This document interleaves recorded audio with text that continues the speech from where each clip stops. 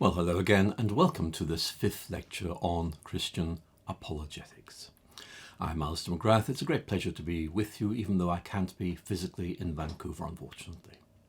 Now, we often think of apologetics as demonstrating the reasonableness of faith, and I want to say that's a really good start to our thinking about what apologetics is and how we do it. But I do need to say to you that apologetics is about more than rationality. Sure, the Christian faith appeals to our reason, but also to our imaginations and to our sense of beauty. I think it's becoming increasingly important in our cultural situation, as many now feel uneasy about the rather strongly rationalist tone of some older forms of apologetics. But we don't need to give up on these. We just need to insist that there is more that needs to be said than simply saying Christianity makes sense. Now, in this lecture, I'm going to suggest to you facts are important, and yet we need more than these to lead meaningful and fulfilled lives, and that's important apologetically. So let me explain what I mean. We're often told that apologetics is about telling the truth. I'm sure that's right. But we need to understand that truth in itself is not necessarily of enormous interest to people. Something can be factually correct and yet very, very dull, uninteresting, and possibly irrelevant. So let me give you something that is factually correct. And here it is. Get ready for this. The annual rainfall in the English city of Durham in 1870 was 604.8 millimeters. Now, I think many of you listening to me will yawn very politely and say, well, so what? And you're right to do so. Because you see, the point is something can be true and yet lack relevance for anyone. And here's the point, that facts matter, but they aren't enough. We need to do more than that. Apologetics is more than demonstrating the correctness of Christianity. It's making connections. We might think of Charles Dickens' very famous creation, Mr. Thomas Gradgrind, a schoolteacher who features prominently in the novel Hard Times. And Mr. Gradgrind's educational philosophy was really quite simple. Now, what I want is facts. Teach these boys and girls nothing but facts. Facts alone are what is needed in life. But Gradgrind's joyless rational world consists of cold facts, which, marginalizes, in fact, probably excludes the imagination and the emotions. Facts are useful, but we need more than facts to live meaningful lives.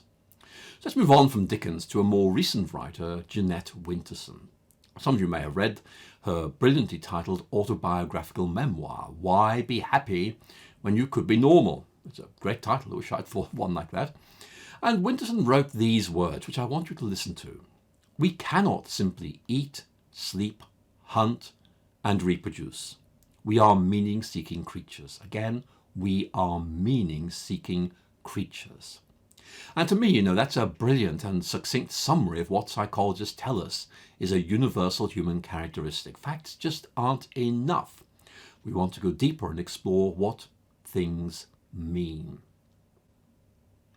So, why is this point about facts important? Why do we need to appreciate that facts are not enough? And the point is simple. We need to appreciate that truth is no guarantor of relevance. Veracity, truthfulness, is one thing, in fact, it's a good thing. But existential traction, the ability of something to capture somebody's life, is rather different. Now, many of you will come across the evidentialist school of apologetics, which is actually quite influential in some sections of American Christianity during the 1960s and 1970s. And this approach aimed to use historical evidence or rational argument to establish the truth of Christianity. And while I respect that, it might simply prompt the question, well, maybe that's true, but so what? It is indeed important to show that there are good historical and rational grounds for Christian belief, and yet the point we need to emphasize is it's not enough. It's quite inadequate to demonstrate that Christianity is based in fact. You need to show it's able to change people's lives, to give them meaning and hope so they can cope with a deeply puzzling and disturbing world.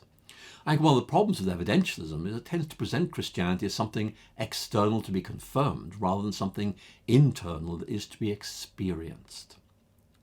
Now, if I have a problem with evidentialism, it's this, that evidential apologetics really fails to engage or display the existential traction of the Christian faith.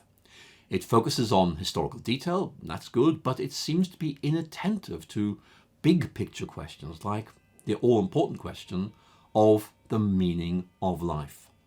I want to express to you my personal opinion that there is a danger here that apologetics becomes preoccupied with questions about the historical reliability of the Bible, and in doing so becomes terribly technocratic and fails to set out the Bible's powerful vision of truth, beauty, and goodness. And that's really important. We need to make sure that people understand that the Bible is telling us a truthful account, not simply of what happened, but what it means to be human and how this is utterly changed by Jesus Christ. One of C.S. Lewis's best friends was Austin Farrer, who was an Oxford New Testament scholar and philosopher, and in fact he himself was quite a good Christian apologist.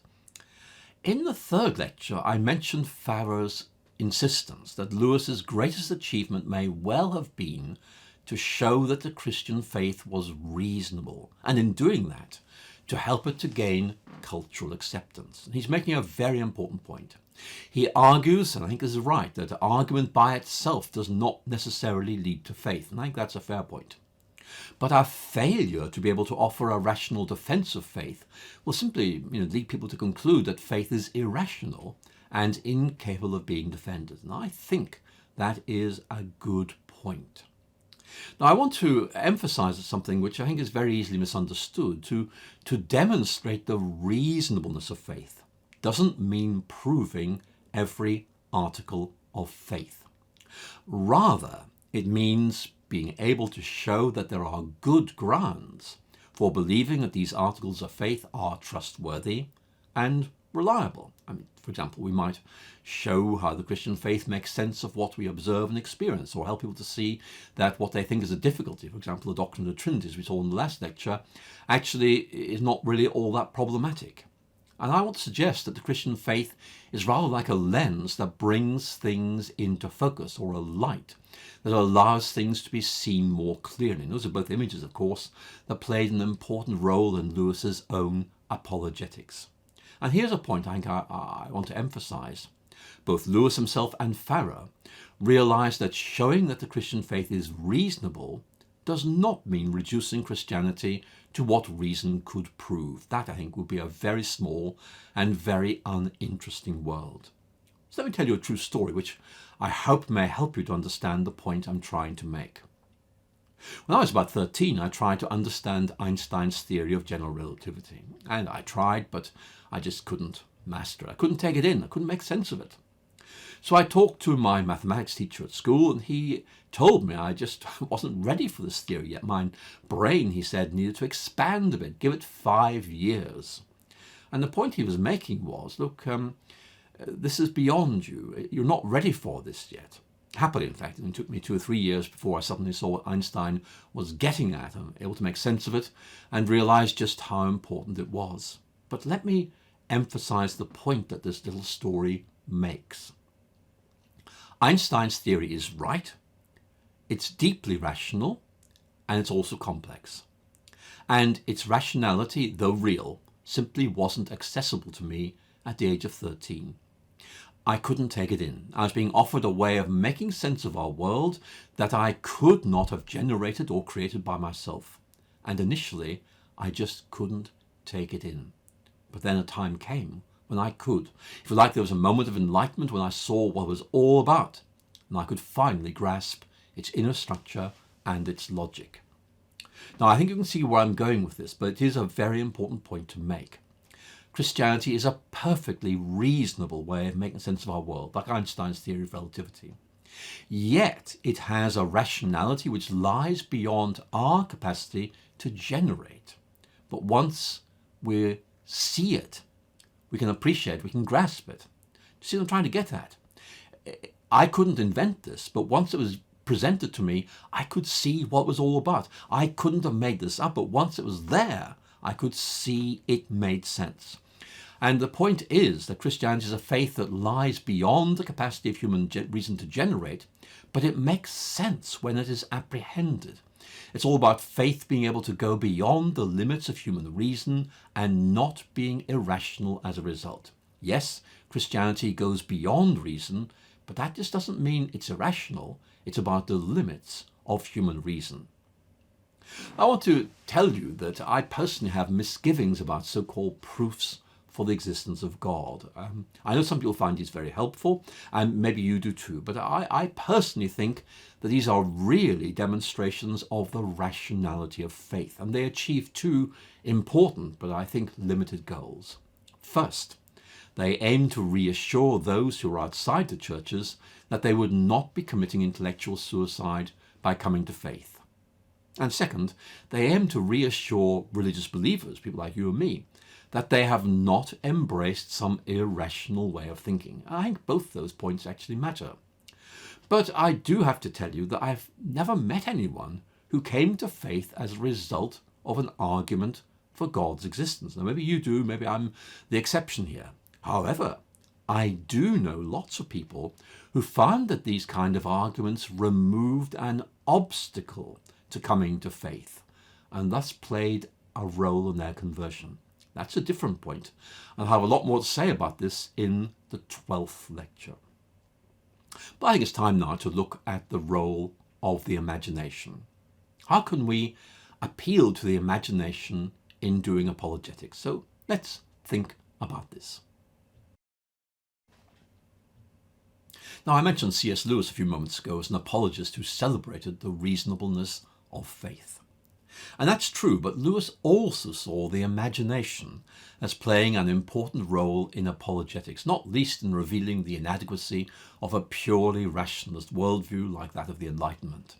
As you probably know, Lewis himself was an atheist as a younger man. He was convinced of the fundamental irrationality of faith and its incapacity to accommodate the brutality and senselessness of the Great War, or the First World War, in which he fought from 1917 to 1918. But interestingly, Lewis began to realize his decision to limit himself to a rationalist atheist worldview was imaginatively sterile and uninteresting. It left him existentially dissatisfied.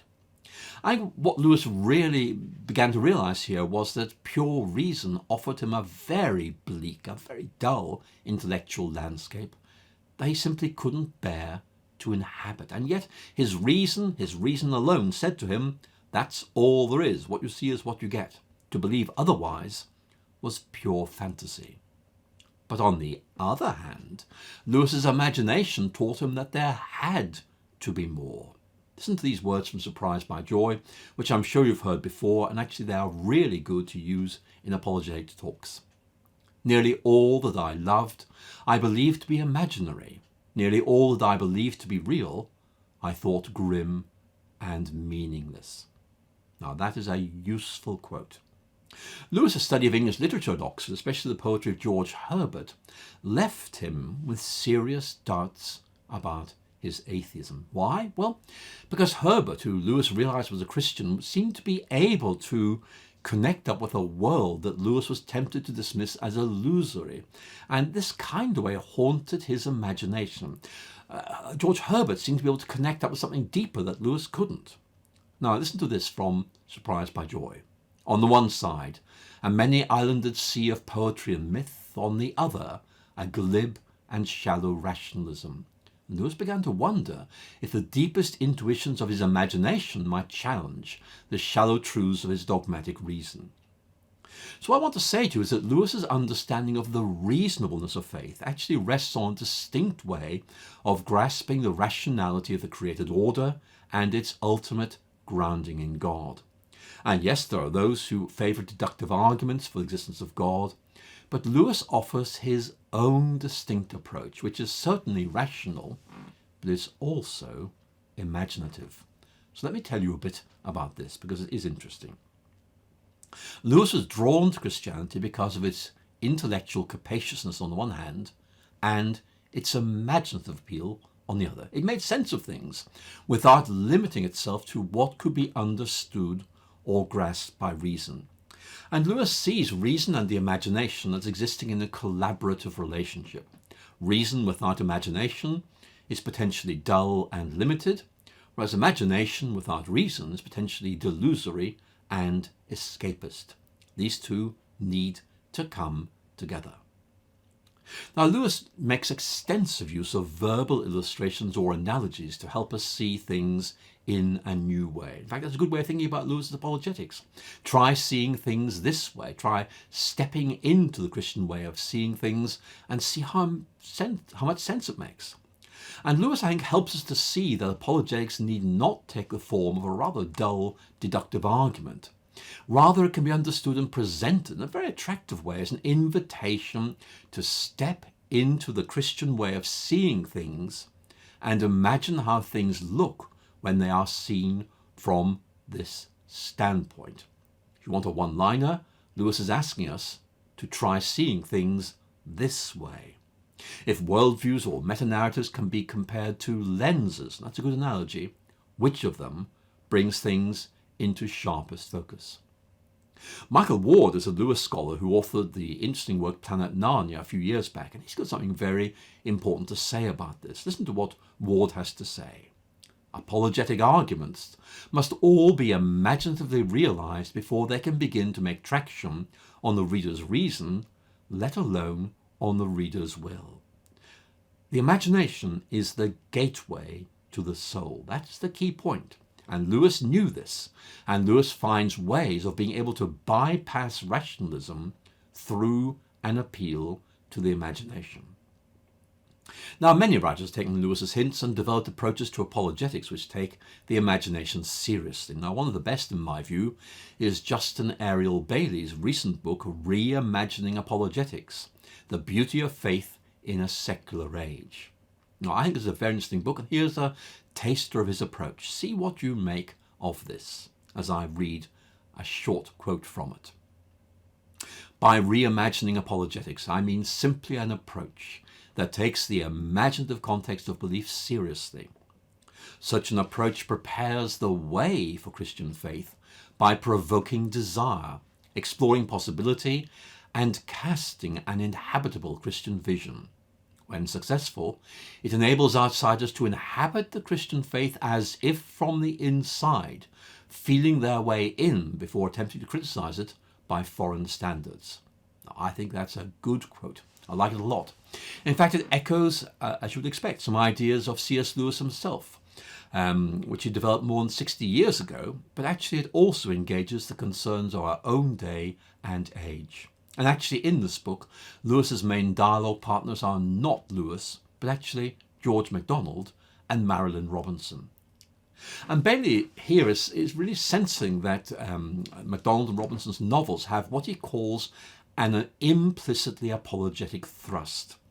And in his analysis of how these guys do apologetics, Bailey goes far beyond the traditional advice to use illustrations, analogies, and metaphors in your talks. I mean, like Lewis, he goes a lot deeper.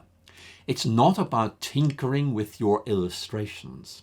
It's about enabling people to explore and appreciate a world that is, at this moment, unknown to them.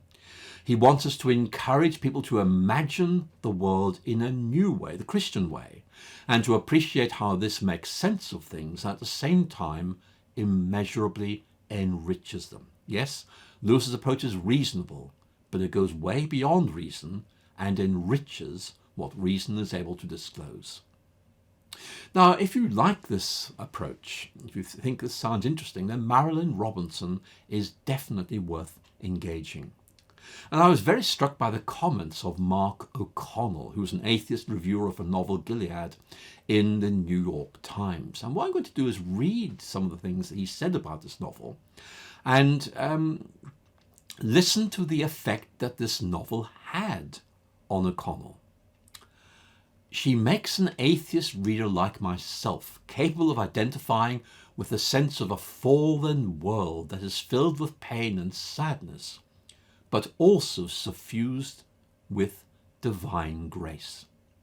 And his point is that Robinson allowed him to catch a glimpse of how the Christian faith offered a new way of seeing a sad and suffering world as drenched with grace.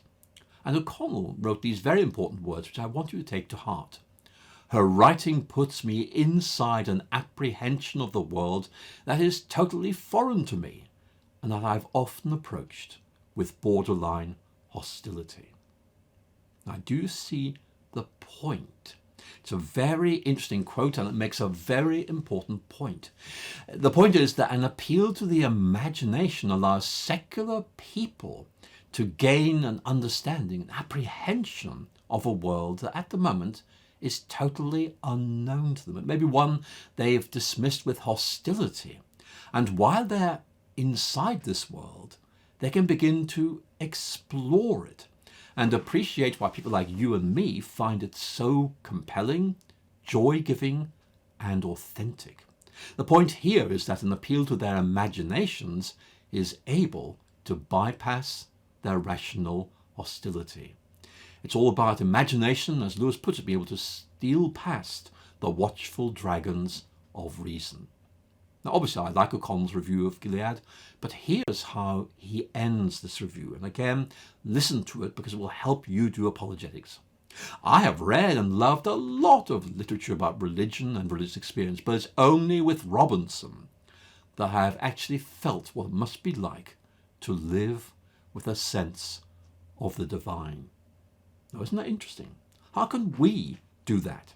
How can we help our audiences feel what it's like to know God and live out the life of faith? And perhaps, most importantly of all, to want to step inside that picture. That's a great question. But let's move on now and think about how we might appeal to beauty in apologetics.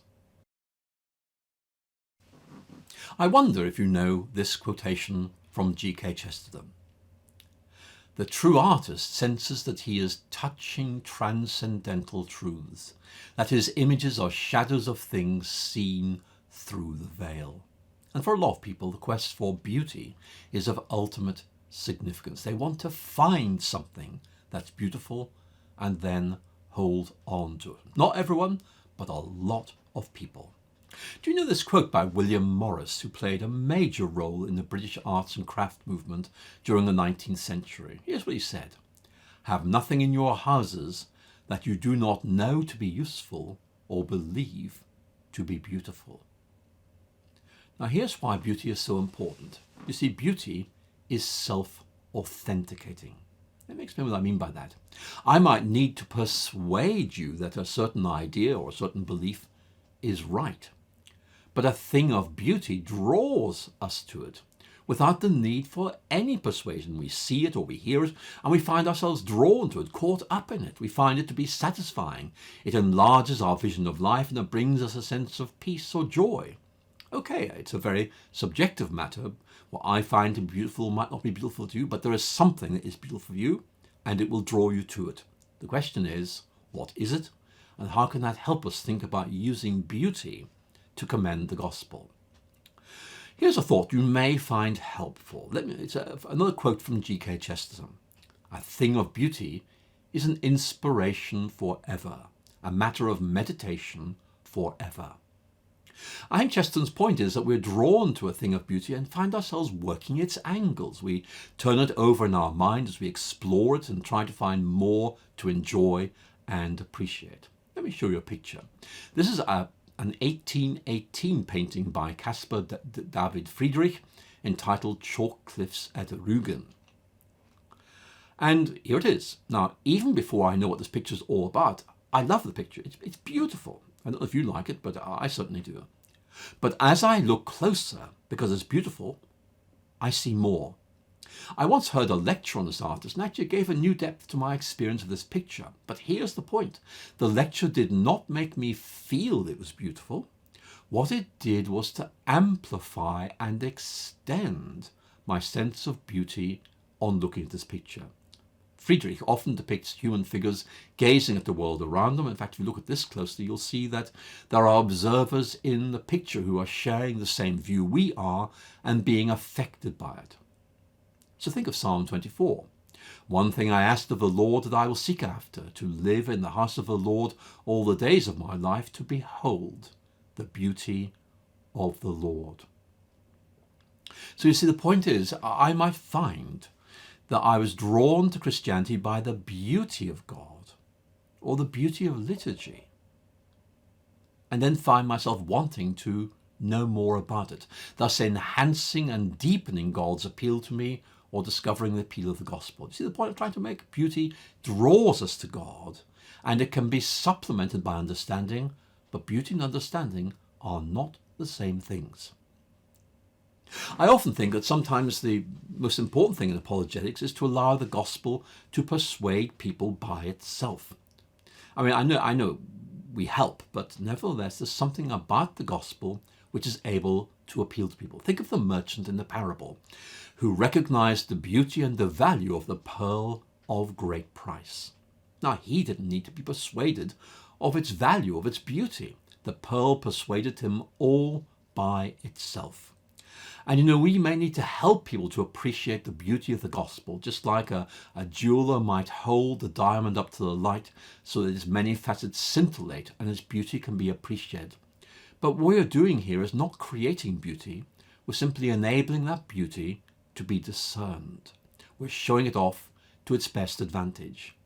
And so as apologists, we need to help people see the beauty of the gospel and feel its appeal, allowing the multiple facets of the gospel to be seen and to be appreciated. Now, there's a downside to this, and I'll tell you what is. You may feel it's not that big a downside, but let me be honest with you. The quest for beauty can very easily end up defeating itself. Let me explain what I mean. In his sermon, The Weight of Glory, C.S. Lewis reflects on the human quest for beauty. And he argues that actually is really a search for the source of that beauty, which is mediated through the things of this world, but not contained within them. The beauty of God, mediated through created objects. Here's what Lewis says. The books or the music in which we thought the beauty was located will betray us if we trust to them. It was not in them. It only came through them. What came through them was longing. You see, beauty is a signpost, warning us off locating beauty in some finite object and trying to find its true goal, which for Lewis is God. Beauty points, not a goal in itself. So let's turn back to C.S. Lewis and explore how we can build bridges between experience and meaning. It's a really interesting topic, and Lewis is a splendid guide. Now, experience is really important in relation to Christian apologetics. And we can build our approaches on two very famous lines from T.S. Eliot's poem, Dry Salvages. We had the experience, but missed the meaning. And approach to the meaning restores the experience. So what's Eliot getting at here? What sort of experiences should we be exploring? Well, let me tell you about Lewis, because that will help open up this question. In Surprised by Joy, Lewis describes his childhood experience of intense longing. He calls this joy, as I'm sure you know, a longing for something unknown and elusive, triggered off by things like the fragrance of a flowering currant bush in the garden of his childhood home in Belfast. So what on earth did this exquisite, intense feeling of longing mean, if of course it meant anything at all? What way of seeing things might help him to make sense of it? How was he to interpret it? And Lewis describes, I think rather beautifully, a sense of hovering on the brink of discovering something of immense significance, linked with a sense of sorrow and frustration, when what seemed to be so close just tantalizingly disappears. It's like smoke. It can't be grasped. And Lewis describes this sense of frustration at having had an experience which seems to promise so much and yet in the end doesn't deliver. He describes it very, very well. Listen to this. There was something we grasped at in that first moment of longing which just fades away in the reality.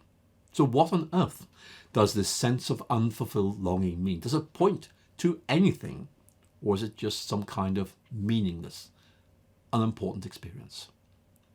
Well, Lewis concedes that some people might suggest this frustration really arises from looking for its true object in the wrong places. So keep looking. Lewis also concedes that some other people might say, well, look, since further searching will probably just result in repeated disappointment, there's no point in trying to find this. Just give up and move on. So Lewis acknowledges those two approaches, but he suggests there's a third approach. And this is what the third approach is all about. The third approach recognizes that these earthly longings are only, I quote, a kind of copy or echo or a mirage of our true homeland. And Lewis argues that since this overwhelming desire cannot be fulfilled through anything in this present world, then its ultimate object lies beyond the present world. So listen to Lewis as he states this point. If I find in myself a desire which no experience in this world can satisfy, the most probable explanation is that I was made for another world. Now, what I want you to notice here is where Lewis begins. He does not begin with the Bible. He does not begin with the creeds. He actually begins with shared human experience and observation. He doesn't require his audience to know anything about Christianity. He's appealing to an experience that many people have had and saying, you know this experience, let me tell you what it means. So the question then is, how do we interpret experience? Can a known experience act as a bridge from this world to an unknown world of truth and beauty, which of course is there in the Christian faith? I think Lewis's genius as an apologist lay partly in his ability to show how a viewpoint derived from the Bible and the Christian tradition was able to offer a much more satisfactory explanation of a general human experience than its rivals, especially, of course, the atheism that he himself had once espoused. So let's just think this through. Lewis's approach is to identify a known human observation, and then to show how it fits in, naturally and plausibly, within the Christian way of looking at things. He does not begin from Christian ideas.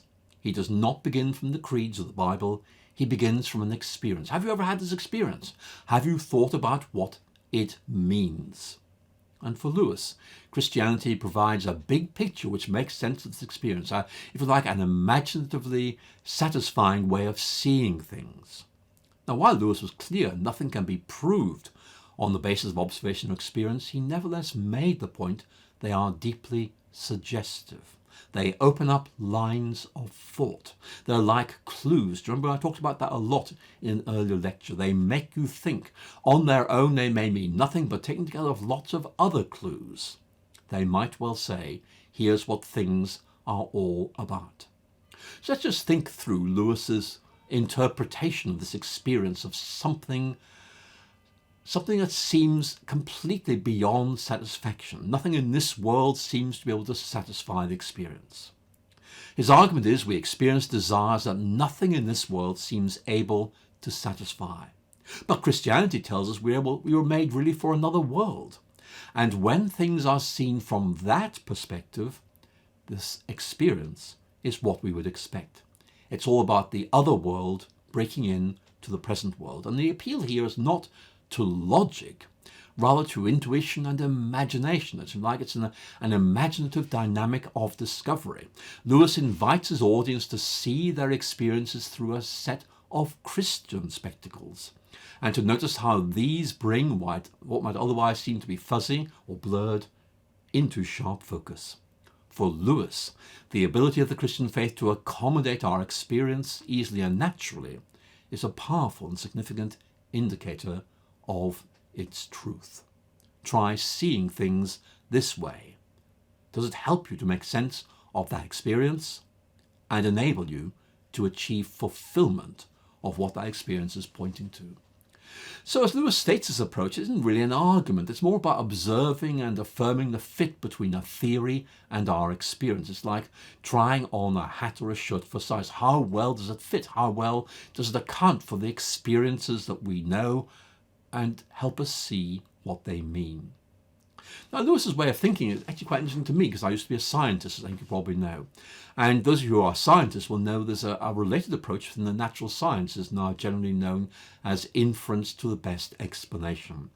And this approach simply says that there are multiple explanations of observations, and we need to try and figure out which of those explanations might be considered to be the best. But for Lewis, the experiences and intuitions, for example, of desire or intuition, there has to be more to reality than what we see around us. These are clues. They're meant to arouse our suspicions, to use a rather nice phrase, from surprise by joy. To arouse our suspicions, there is indeed something directing the universe. And Lewis points out that we come to suspect that our moral experience actually suggests a real law which we did not invent and which we know we ought to obey, just like our experience of desire is a kind of copy or echo of mirage of another place, which is our true homeland. And Lewis's point is that as we track and explore the suspicion, we begin to realize it has considerable imaginative and explanatory potential. And what Lewis does is move someone from simply a suspicion to a growing conviction. It's all about pointing to something deeper which makes sense of what really matters to us. Now, I'm going to come back to this approach later in a series of lectures. I think it's really helpful.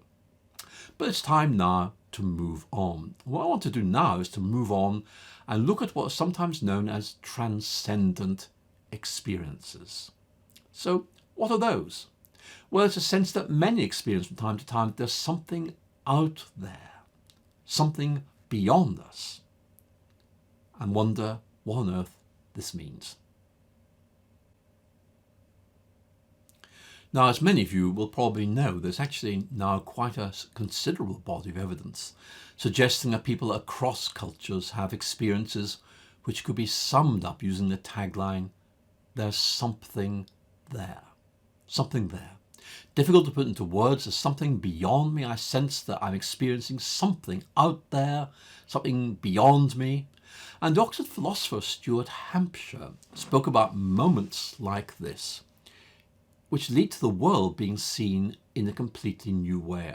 Hampshire suggests that these moments are very short-lived, but they seem to disclose something that has immense significance, and the people you are talking to and speaking to may well have had experiences like this.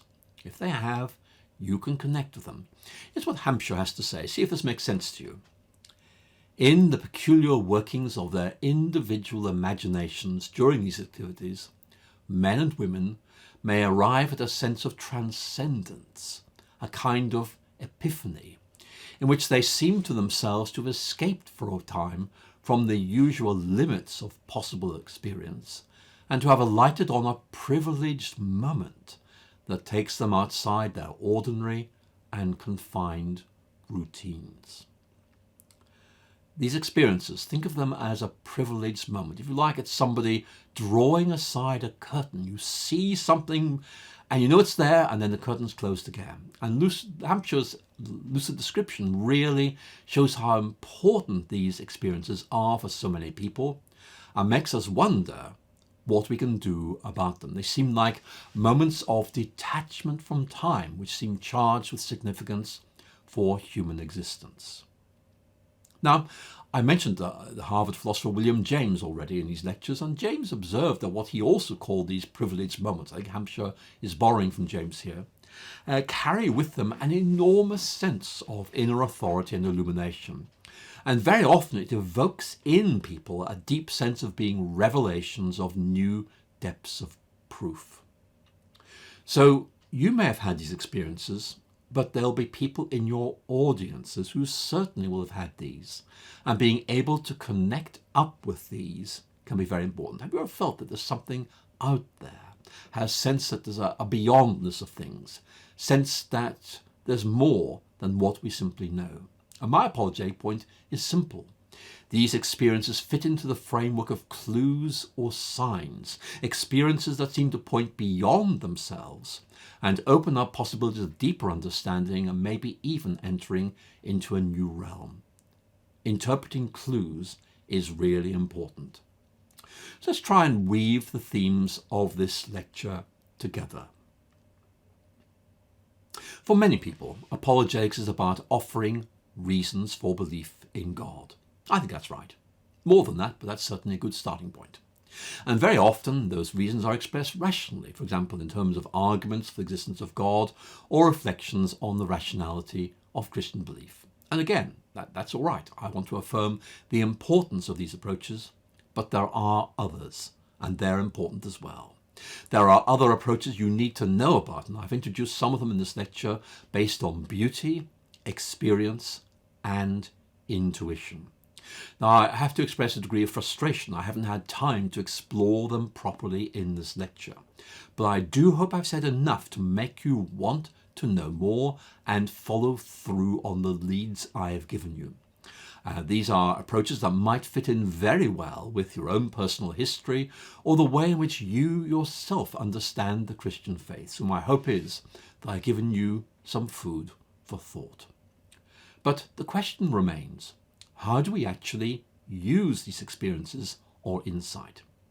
Well, in bringing this lecture to a close, I thought it might be helpful to make some suggestions, which I hope you will find helpful. And the key point here is to provide a big picture to your audience which will help make sense of these individual clues or signs or pointers or experiences and invite people to discover the gospel view of reality towards which these clues point. Now, when I talk about these things to students at Oxford, I often refer to a poem by the American writer Edna St. Vincent Millay. Not well known at all, but I came across this poem about 15 years ago, and it's a really interesting piece of writing. Because Millay spoke of a meteoric shower of facts raining down from the sky. And these facts, she says, are like threads. They need to be woven into a tapestry. They're like clues that need to be assembled to disclose the big picture.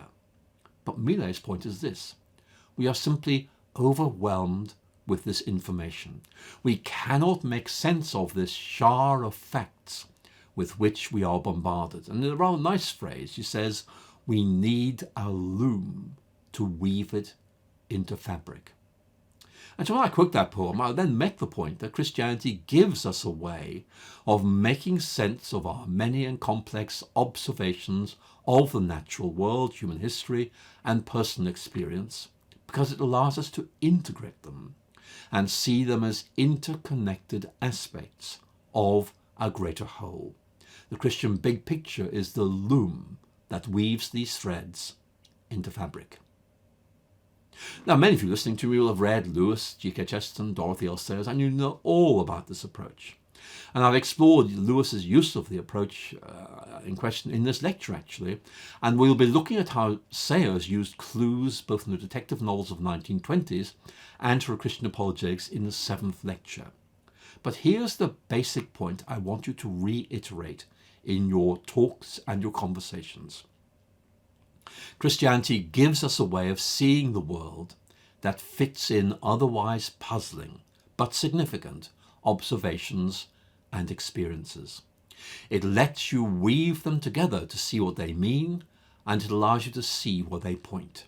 And your role as an apologist is to help them see what they mean and find what they are pointing towards. Let's go back to the Old Testament for a moment. I'm sure you all know the narrative of the calling of Samuel very, very well. You'll find it in 1 Samuel 3. So let me just comment on this story very briefly, because I think it makes some very interesting points which may connect some things up for you.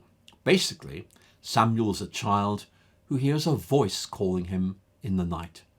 He thinks it's Eli calling him, yet Eli reframes the experience, again, reframes the experience as a calling of the Lord. The experience is affirmed, but it's interpreted in a new way, and as things turn out the right way. So I want you to imagine someone who has a deep sense of awe at the solemn stillness of the night sky. That was me when I was about 8 or 9 years old. They're overwhelmed by it, but they assume It's a meaningless experience. Now you can explain there's another way of looking at this, another way of making sense of this, another way of interpreting this. It might be a sense of something deeper, a presence that lies beyond what we observe, a voice that is calling to us from the ends of the earth. The experience doesn't answer questions about significance by itself. We have to provide a framework to make sense of it. And again, let's go back to those words which I began this lecture. We had the experience, but missed the meaning. We had the experience, but missed the meaning. But finding the meaning restores, fulfills that experience. Now listen, I'm going to explore some of these themes further in Lecture 9 when we look at clues and pointers as gateways to discovery. But we need to move on now and look at the question of how we can use stories in apologetics. In the last 10 years or so, there's been growing interest in what is now called narrative apologetics. And in the next lecture, I want to tell you what this is all about and how this can be a really helpful amplification of your apologetic resources. Thank you so much for listening. I look forward to speaking to you again very soon.